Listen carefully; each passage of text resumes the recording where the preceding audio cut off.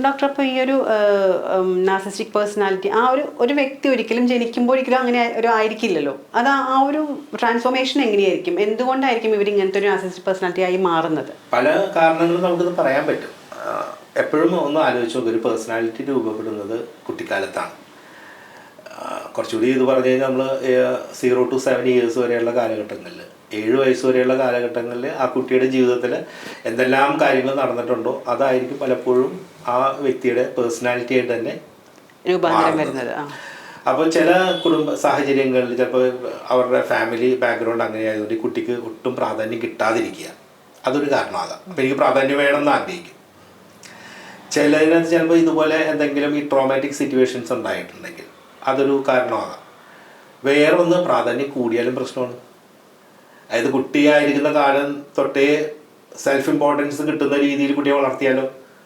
ഇപ്പോൾ ഒരു കുട്ടി ജനിച്ചു, ആ വീട്ടിൽ അല്ലെങ്കിൽ അവരുടെ റിലേറ്റീവ്സുമായിട്ട് ബന്ധപ്പെട്ട ആർക്കും വേറെ കുട്ടികളൊന്നുമില്ല, കുറച്ച് സ്മാർട്ടാണ്, കുറച്ച് ബുദ്ധി കൂടുതലാണ്, അല്ലെങ്കിൽ കാര്യങ്ങളൊക്കെ വളരെ എഫിഷ്യൻ്റായിട്ട് ചെയ്യുന്നു, സ്വാഭാവികമായിട്ട് ആ കുട്ടി ഇവർ ചെയ്തുകൊണ്ടേയിരിക്കും, ബൂസ്റ്റ് ചെയ്തുകൊണ്ടേയിരിക്കും.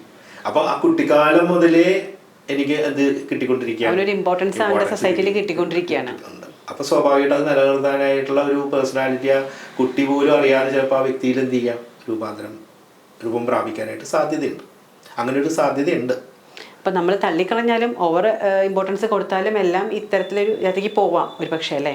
അതാണ്, എല്ലാ സാഹചര്യങ്ങളും ഉണ്ട്. അപ്പോൾ അതിൽ എനിക്കൊരു കുട്ടിക്കാലത്ത് എപ്പോഴും അങ്ങനെയാണ് പാരൻറ്റിങ്. നമ്മൾ ഇതിനകത്ത് വളരെ ഇപ്പം നാർസിസ്റ്റിക് പേഴ്സണാലിറ്റിയെ സംബന്ധിച്ചിടത്തോളം പാരൻറ്റിങ്ങിന് എത്രമാത്രം ഇമ്പോർട്ടൻസ് ഉണ്ടെന്ന് നമുക്ക് ഒരു പരിധിവരെ പറയാൻ പറ്റില്ലെങ്കിലും പാരൻറ്റിങ് വളരെ ഇമ്പോർട്ടൻ്റ് ആയിട്ടുള്ളൊരു കാര്യമാണ്. എപ്പോഴും പാരൻസ് നമ്മളെ പാരൻറ്റിങ് ആരും പഠിപ്പിച്ചിട്ടില്ല. നമ്മളുടെ അച്ഛനും അമ്മയ്ക്ക് തുല്യമായിട്ടുള്ള ആൾക്കാർ ചുറ്റും എന്തൊക്കെയാണോ ചെയ്തിരിക്കുന്നത് അത് നമ്മൾ അറിഞ്ഞോ അറിയാതെയൊക്കെ നമ്മൾ എന്ത് ചെയ്യുന്നുണ്ട്, അത് അതുപോലെ അഡോപ്റ്റ് ചെയ്ത് അതുപോലെ തന്നെ കോപ്പി ചെയ്തിട്ട് അതുപോലെ തന്നെ നമ്മളുടെ കുട്ടികളിലേക്ക് കൊടുത്തുകൊണ്ടിരിക്കുക. അപ്പോൾ അതിലെത്രമാത്രം ശരിയുണ്ടെന്ന് ഒരിക്കലും നമ്മൾ ചിന്തിക്കാറില്ല. അപ്പോൾ പാരൻറ്റിങ്ങിൽ ഒരു പരിധി വരെ എന്തും കൂടിക്കഴിഞ്ഞാൽ അപകടമല്ലേ.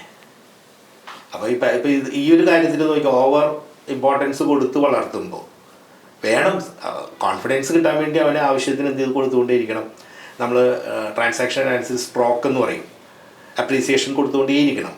പക്ഷേ ഇവൻ മാത്രമാണ് ശരി, അല്ലെങ്കിൽ ഇയാളാണ് ഏറ്റവും മിടുക്കൻ അല്ലെങ്കിൽ മിടുക്കി എന്നുള്ള രീതിയിൽ ആ കുട്ടിയിൽ അറിഞ്ഞോ അറിയാതെയും കൂടുതൽ സെൽഫ് ഇമ്പോർട്ടൻസ് കൊടുത്ത് വളർത്തുമ്പോൾ വേണമെങ്കിൽ അതൊരു കാരണമാകാം.